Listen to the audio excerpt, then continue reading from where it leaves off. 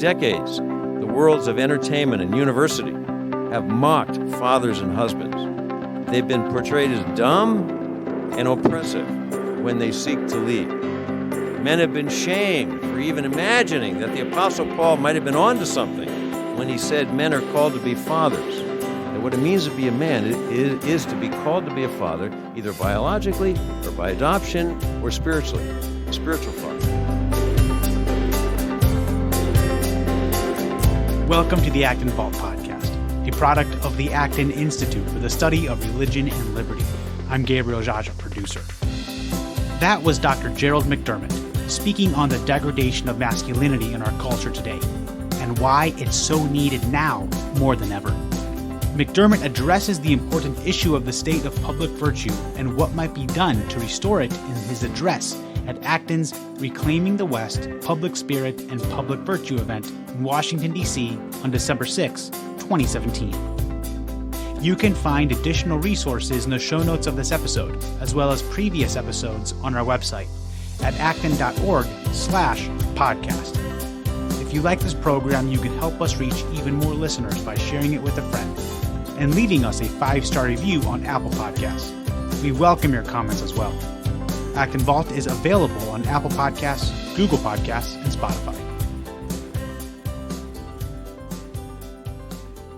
Can public virtue be revived? Well, we've heard some great talks this morning and this afternoon. I think we know what must be done. The question is, can it be done? And how in the world it could all be done?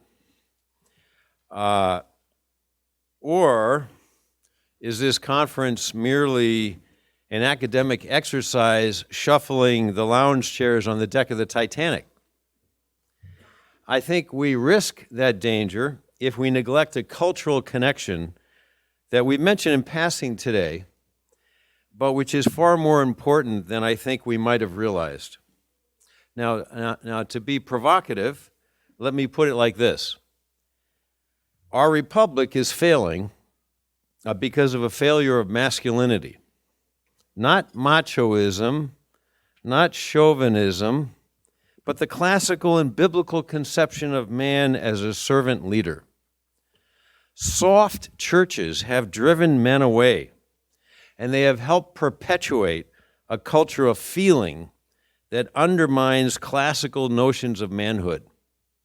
The public virtues, and we're talking about public virtue at this conference, have diminished to the degree that masculinity has been attacked and ridiculed. Now, more on all that in a bit. I want to start with America's greatest religious mind, Jonathan Edwards.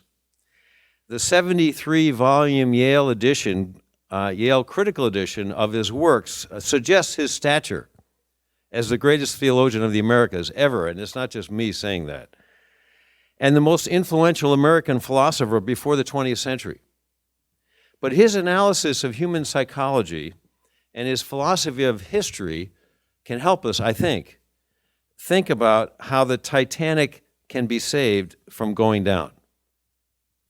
Now, Edwards argued that there can be no major change in public virtue without a pervasive change in private virtue, and that private virtue will not change in any sort of lasting way without the renovation of the soul. But individual renovations of the soul are not enough if society is to be renewed. Societal, which means its resulting political renewal, requires a cultural rebirth. And that comes from religious awakening. Now, Richard Newhouse recognized this decades ago when he observed that the root word from which culture comes is cult. Religious cult. This should not surprise us. The founders recognized this connection. Religion is what drives all cultural change. Bad religion produces sick culture, and sick culture gives birth to a diseased polity with malignant conceptions of liberty and law. On the positive side, the founders were convinced that moral virtue was necessary to the health of the republic, and that only a certain kind of religion, that which teaches duty, could produce that moral, and we would say public, virtue. As George Washington put it in his farewell address, of all the dispositions and habits which lead to political prosperity, religion and morality are indispensable supports. Let it simply be asked, where is the security for property, for reputation, for life, if the sense of religious obligation desert the oaths, which are the instruments of investigation in courts of justice? And let us with caution indulge the supposition that morality can be maintained without religion. Whatever may be conceded to the influence of refined education on minds of peculiar structure, reason, and experience, both forbid us to expect that national morality can prevail in exclusion of religious principle. We neglect the wisdom of Washington to our great peril if we think that getting the right ideas about religious and economic and legal liberty can sustain us without a cultural and therefore religious awakening. But how can we promote that religious and resulting cultural awakening? Here's where Edwards' philosophy of history can help us, I think. His seminal work, A History of the Work of Redemption, helped precipitate the Second Great Awakening in the antebellum period, which arguably spawned both abolitionism and the Civil War, which, for all of its carnage and degradation, showed the world and our own skeptics that we were willing to fight and die for what is right. In the history of the work of redemption, Edwards argued that the key to secular history is religious history, and that the engine that drives religious history is the history of revival. God is in charge of history, directing it in ways that are mostly inscrutable to human minds. But in both Scripture and in our own historical hindsight, we can see an all-important pattern that God uses religious revival to direct the course of history. Look at the history of Israel, said Edwards. Its beginning and later history were driven by many and major revivals of religion in the family of Abraham. Whenever the patriarchs and then the kings of Israel fell away from the God of Israel, true religion was corrupted, public virtue rotted from the inside, and Israel was subjected to conquest and exile. But then there came, often enough, revivals of true religion. These led to renewals of the covenant. Think of the covenant renewals under Joshua, and then David, and then Josiah, and Hezekiah, and Ezra, and Nehemiah, which led in turn to societal renewal and returns from exile, both figurative and literal.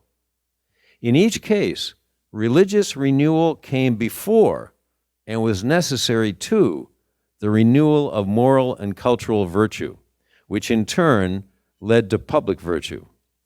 Now, Edwards argued that the rise of Christianity in the first century was a massive religious revival. It took a long time, but little by little, it changed the course of the secular Roman Empire, and by the 4th century, conquered that empire. Culture and politics were forever changed. That 4th century AD revolution, Constantine's triumph, was itself a massive religious revival. Sure, there were many who started going to church because it was politically advantageous, yes, but there were many more whose souls and virtues were transformed because of a public church that was creating its own culture. There would have been no medieval Christendom, which with all of its faults, including especially persecution of Jews, nevertheless was the womb for nascent political and economic freedoms and produced artistic and philosophical and theological masterpieces that continued to dazzle our postmodern minds and enrich our own cultures. This medieval Christendom was built upon the foundation of the 4th century religious revival under Constantine and the Byzantine civilization to which that revival gave birth. Then, said Edwards, was the revival called the Reformation. Now, I probably don't need to tell this audience that there was both a Protestant and a Catholic Reformation, and that modern Europe was the result. Just as the Roman Empire and its Christianization shaped the world, so did the Reformations of the 16th century. The pattern was repeated. Revival drives not just religious history, but secular history. Now, Edwards did not say, but even secular historians do say, that there would have been no American Revolution in the 1760s, that revolution of the mind, or the revolution of the 1770s, the revolution of bodies and blood, without the revolution of spirit in the 1740s, called the Great Awakening. Before the Awakening, colonials thought of themselves as New Yorkers and Massachusetts men and Virginians, but after so many experienced the same awakening under the preaching of evangelists who went from colony to colony, men and women thought of themselves as Americans, united in a new and fundamental way with people of the other colonies. Revival drove history. Over on the other side of the pond, the English Awakening, led by George Whitefield and John Wesley, not only brought new religious fervor to England, but changed its mores, its culture. By 1740, England, or let's say 1730, England was morally decadent and spiritually moribund. Drunkenness was rampant. Gambling was so pervasive that one historian called the England of that day a vast casino. Infants were left exposed in the streets. 97% of babies born to women in the workhouses died before adolescence. The slave trade flourished. The Awakening changed all that. England became known by the end of the century for temperance. Gambling was discredited. Infant mortality plummeted. And a vast middle class emerged that was devoted to God and morality. Parliament stopped the slave trade in 1807. Arguably, that stoppage of the slave trade would have been impossible without the English Awakening. Then there was this second Great Awakening, once more across the pond over here in America, that lasted from 1799 to the Civil War. Historians agree that this new religious revival produced scores of voluntary societies that we heard about this afternoon, and that the most momentous among them was the abolitionist movement, apart from which there would have been no Civil War. The vast majority of abolitionists came to the conviction that slavery was sin, and that they'd been convicted of that, not merely convinced, they would say, by the Holy Spirit, who had come upon them in one of a myriad of Second Great Awakening religious meetings. Arguably, the civil rights movement in the 1960s was fueled by post-World War II, the post-World War II revival of religion in the 1950s. Now, it's well known that the most potent leaders, of the civil rights movement were religious leaders, rabbis, Christian theologians, and pastors. Martin Luther King always said the media kept getting him wrong. He was not a civil rights leader. That's what the media always wanted to call him. You're civil rights leader. He said, no, I'm not a civil rights leader. I'm a pastor in the black church, and that's why I do what I do. He did what he did because of the gospel, he said, and the gospel's promises for whole societies, not just individuals. So, if at this conference we are to have any chance of translating our ideas about liberty and democracy into real change for this republic, I would suggest we must think about how in the world religious revival comes about. That's what Edwards would say and what he did say. And before I say what Edwards taught about the how, let me make one other critical connection, if I may. And that's the connection which some folks here today, some of our speakers have mentioned, between public virtue and robust churches. Now, by robust, I mean the churches that are willing to challenge the dominant culture where feelings are supreme. I mentioned at the beginning of the talk the line that the founders drew between true religion, that which teaches duty, and not the supremacy of the self. The line between true religion and the morality which is necessary to support the American Republic. The problem is that all too many of the churches in America have become soft, emphasizing feelings more than doctrine, especially when orthodox doctrine conflicts with what is politically correct. This is one of the principal reasons why high proportions of men have dropped out of the churches. As a result, increasing numbers of their children are dropping out. You probably, I'm sure you've heard, that the biggest sociological change in American religion in the last 15 years has been the rise of the nuns. Those who don't claim any church or denomination to say, I'm spiritual but not religious. The religion outside of the churches, and Bob there was talking about, secularism as a religion, has been teaching the supremacy of feelings and the supremacy of the self since the sexual revolution of the 1960s. And now that revolution has infiltrated the churches. Most men reject touchy-feely religion that's afraid to talk about the Bible's hard sayings. And their kids notice that dad has decided the church is not important. Many women hate that kind of religion too, don't get me wrong. But it's been the disappearance of fathers and men from the churches that has had massive impact on our culture. We used to think it was enough for mom to bring the kids to church, that enough of the kids would learn from mom. But there is startling new evidence that children follow the example of dad, not mom, when it comes to religion. In 1994, the Swiss National Census started including questions about religion and church attendance, which means the results were incontrovertible because of the sample size, the entire population of Switzerland. Here are the results. When both mom and dad go to church, 90% of the children go to church as adults. When only mom goes, only 10% of the children attend church as adults. But when the father goes, and not mom, then 90% of the children go to church as adults. The percentage is the same as when the father and the mother go, 90% of the children church as adults. Bottom line, it's the father and not the mother who determines whether the next generation makes church a priority. This is all important for those of us who recognize the link between true religion, morality which teaches duty, and public virtue.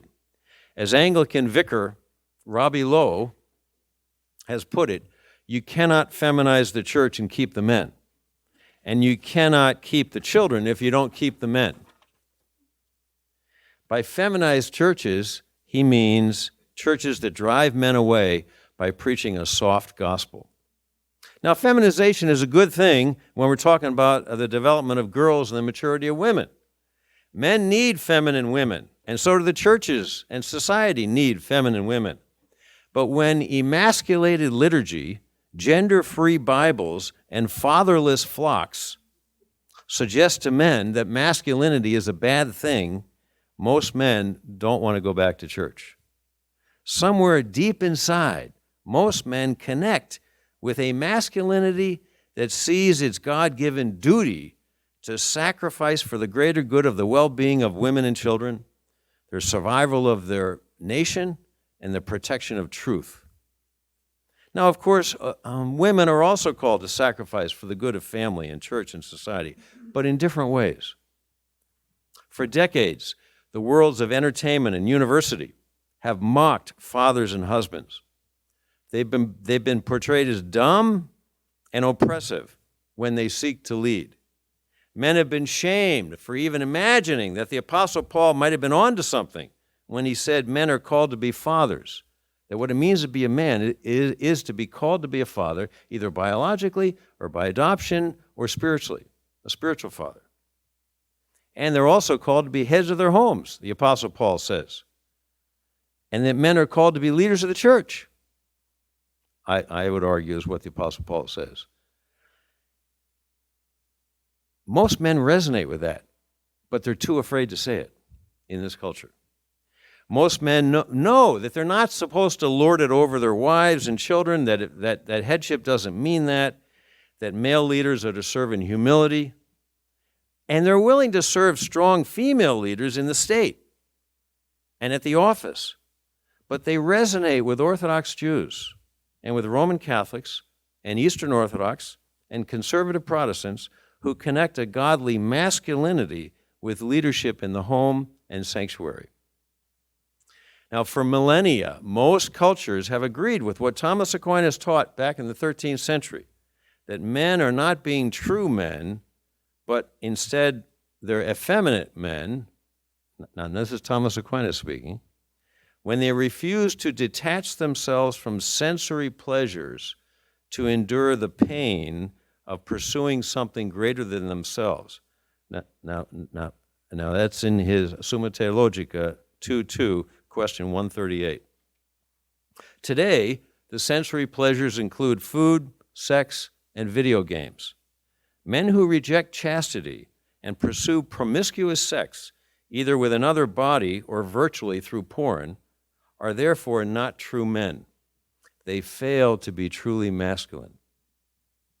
If men close to Harvey Weinstein had been willing to rise to the challenge of true masculinity by foregoing self-interest, they would have openly challenged his exploitation of women years ago, and scores of women would have been saved from his cruelty. Now today, our culture views Orthodox Judaism and Christianity as morally offensive and downright dangerous. It's easy today, on the other hand, for Orthodox Jews and Christians to talk about racism and immigration and think that they're engaging the culture with their faith. But the cultural engagement that will make a difference for the future of Orthodoxy and our republic is over marriage and sexuality today, I would argue, and other culturally offensive issues tomorrow. How many Orthodox are willing to defend the faith at those points and risk their privileges and careers? How many are willing to be like the Apostle Paul, that tough hombre who was willing to suffer beatings and stonings for the sake of truth? And we talked about truth this afternoon, Hans Martin. The danger is that too few are willing. Huge numbers of evangelicals are following the path of the evangelicals here in America, the late 19th century, who decided that since doctrine is divisive, the social gospel was the way to engage their culture. It was the path of least resistance, and the result was what we call today liberal Protestantism, or bourgeois religion. But our republic needs political difference to remain healthy. And it takes the courage of conviction to sustain political difference. That conviction and the willingness to fight for it is at the heart of public virtue, I would argue. Since true religion is the womb that gives birth to the morality of conviction and duty, a revival of true religion is needed for a revival of public virtue. So how do we get there? Let me close by suggesting 5 critical steps on the road to that revival. Number 1, we need to reject that part of the sexual revolution that evangelicals and large numbers of even Catholics have accepted, at least in this country, the notion that sex need have nothing intrinsically to do with procreation, and therefore artificial means of birth control are perfectly acceptable. When both Catholics and Protestants also accepted the myth of global overpopulation, they decided that they were free to decide for themselves about children and to reject the import of the Bible's first commandment to human beings, be fruitful and multiply. Rodney Stark showed us about 30 years ago now that the early church, the early Christian church, grew not only because of conversion, but also because the early Christians and the Jews had far more babies than their pagan neighbors. We need to encourage, well, actually, we don't need to encourage Orthodox Christians. I think they already have I know they already have a high birth rate. But we need to encourage Christians to take the first commandment seriously. For as Mormons have shown us, both church and society prosper when religiously serious parents have more children than the replacement rate, which is 2.1 per woman. Number 2, we must catechize our children and adults. Synagogues and churches need to teach that Sabbath should include both worship and religious education. Properly catechized people are disproportionately engaged in the public square. And those religious voices are absolutely necessary to a healthy democracy. As Robert Wilkin has argued, it's more important that Christians build Christian culture than try to change non-Christian culture, finally, when you get right down to it. Unless we have strong and thick Christian culture, secular culture is going to do more to evangelize Christians than they can do to evangelize it. Number 3, we must find other ways to provide higher education for our young. The American university and college system is intellectually corrupted. Many so-called Christian colleges are similarly corrupted because their professors were shaped intellectually by those corrupted universities, even though they sign Christian faith statements. We should send more of our young to the Hillsdales and the universities of Dallas and Yeshiva University. We should encourage more of our young to enter the trades, as Bill was saying this morning, where they are free religiously and can support their large families. 4, some of us should take the Rusty Reno route of selective cultural engagement, willing to challenge the majority culture in an intellectually sophisticated way. But others will need to take Rod Dreher's Benedict option, which does not eschew all civic engagement, but suggests a step back from uncritical immersion in the public square for the sake of strengthening the inner life of ourselves, our families, our churches and synagogues, and our little platoons, so that when we go back into the public square, we can do so as authentic Jews and Christians. That's what Orthodox Jews do already to remarkable public effect. Number 5, pray. Edwards taught that spiritual revival and cultural reformation come at God's decision, his sovereign decision, but in response to prayer, which God inspires. Edwards called for concerts of prayer in which churches across the land agree to pray for national revival on the same day every month.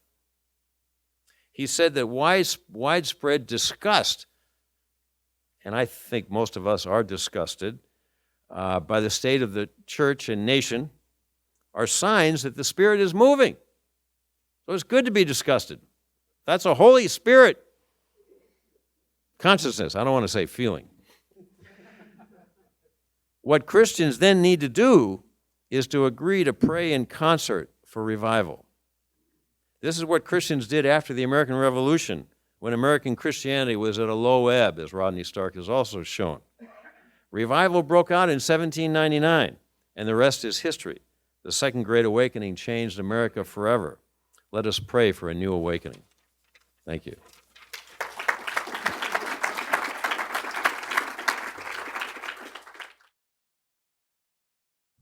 First, that was very good, especially in light of our previous conversation. The one thing that I'm Seth Kaplan. I teach at the school up the road, the School of International Studies at Johns Hopkins University. The one thing that you don't mention, which I think you probably would mention, and I found it mostly lacking, is this problem of technology, the problem of the onslaught of media, starting, of course, with television, and now I'm reading Facebook is going to have messenger service for under 13-year-olds. I was in the newspaper yesterday or the day before. And how do we build defenses, and how do we reclaim the space we want to reclaim when we are under such attack at every level by media, and the media is the education of the next generation? Yeah. I don't know the exact answer to that question, but I do know that a lot of my Orthodox Christian friends, and I imagine some Orthodox Jewish folks, are talking about this and are coming up with their own private ways of doing this. I know some Anglicans who recommend to their flocks that they cut off, that they control very carefully the input of the internet into their home. I know a Christian theologian who tells his theology students that there's two things you have to do to do theology well. One, you have to pray. Can't do good theology without prayer. And number two, you have to get rid of the internet. But I hear lots of conversations now amongst serious Christians, and like I say, my guess is the same thing is happening in the serious theological Jewish community, trying to answer that question. So my question is a little bit more on a practical, based on some of the things that you were saying. Given that, as a Baptist, given that much of conservative evangelical Christianity, Americans, have bowed to another authority other than the Scriptures, namely feelings and experience and pragmatics, and they don't even realize it. It's just inherent in the preaching and the worship and the ministry. How do you combat that in the church in a respectful and loving and yet firm way, without, I don't know, maybe it's impossible, without being completely ostracized? Well, I find that, I'm an Anglican priest, and I was teaching pastor for 10 years in a Lutheran church. I am teaching pastor in an Anglican church now. Now I'm a full-time professor, but part-time pastor in churches, and have been for years and years. We just talk about this thing all the time from the pulpit. And serious Christians nod and they say yes, and we want to hear more of this. But because it's so massive, as I think you're suggesting, John, one sermon won't do it. You've got to continually hammer away, line by line, paragraph by paragraph, bit by bit, over the course of years, because it's in the atmosphere.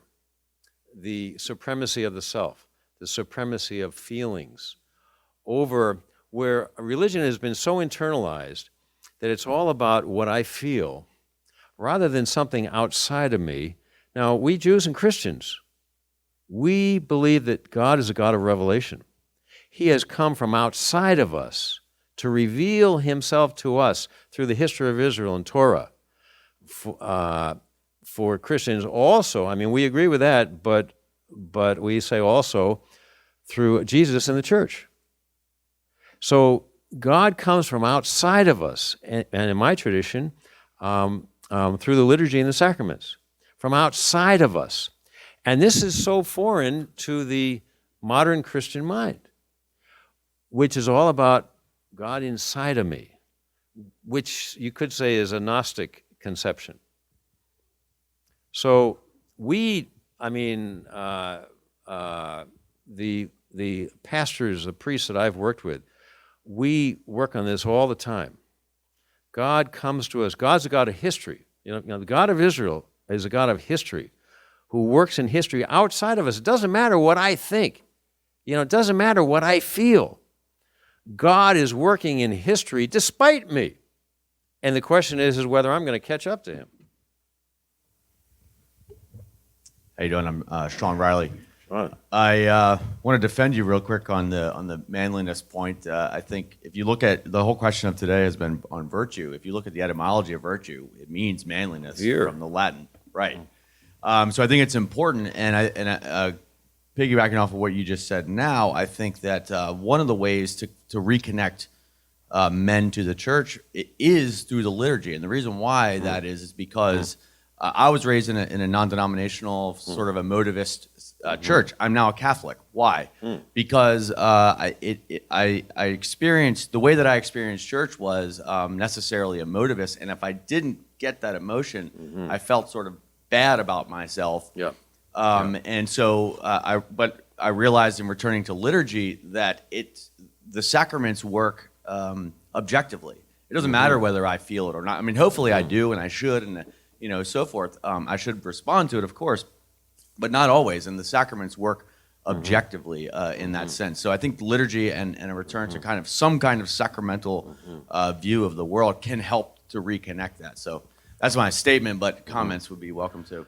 Well, yes, and I tell you, I've started talking about this, the problem of a lost masculinity and a lost sense of manhood, and whenever I speak on this, I get incredible response from men. Men have felt so beaten up in the last few decades by the culture, by scholars. It's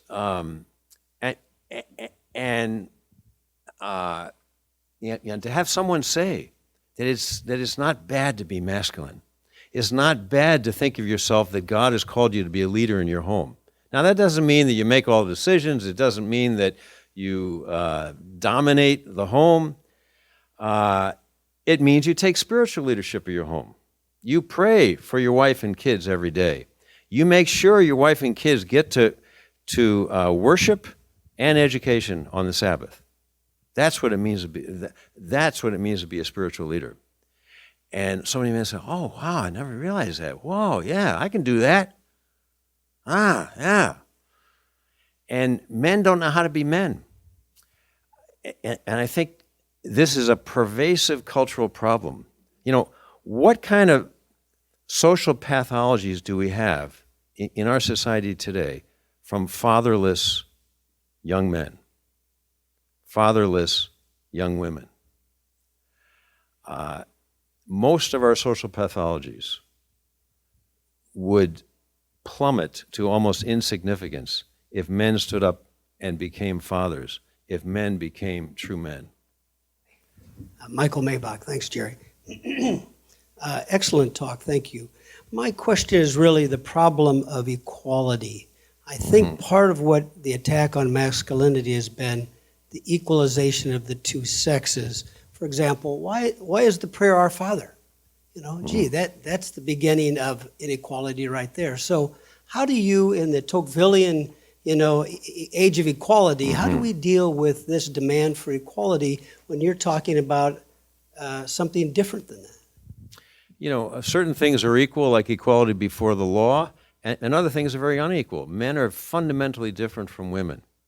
And I tell my students at the university, if that seems strange to you, then you've probably never lived with the opposite sex. You're probably not married. If you're married, you know that men are fundamentally different.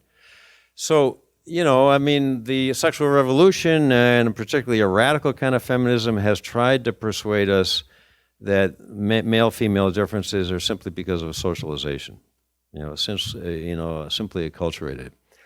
But I think, as some of our speakers said, I think of Hans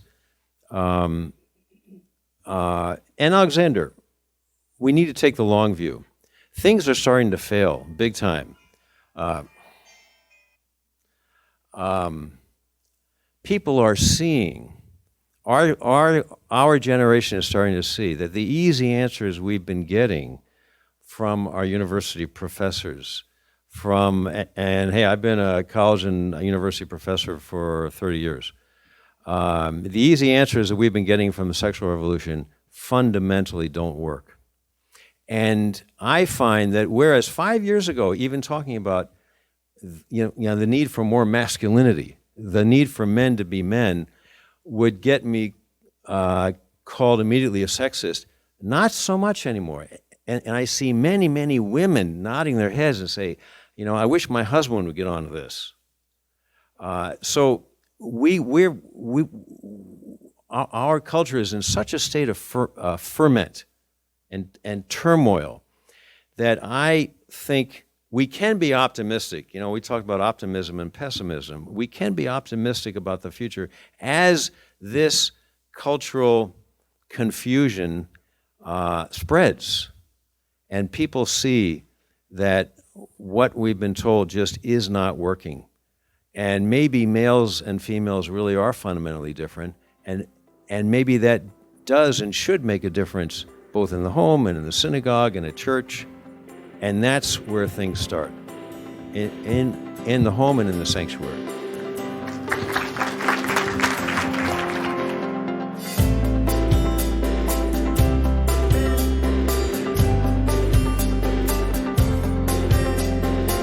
As always, thank you for listening.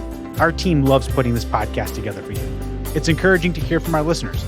Feedback is incredibly important to us because it lets us know what you like to hear more of. If you're familiar with our past content or have attended an Acton event and would like to see it in a future episode, you can email us at producer@acton.org. Until next week, for Acton Vault, I'm Gabriel Jaja.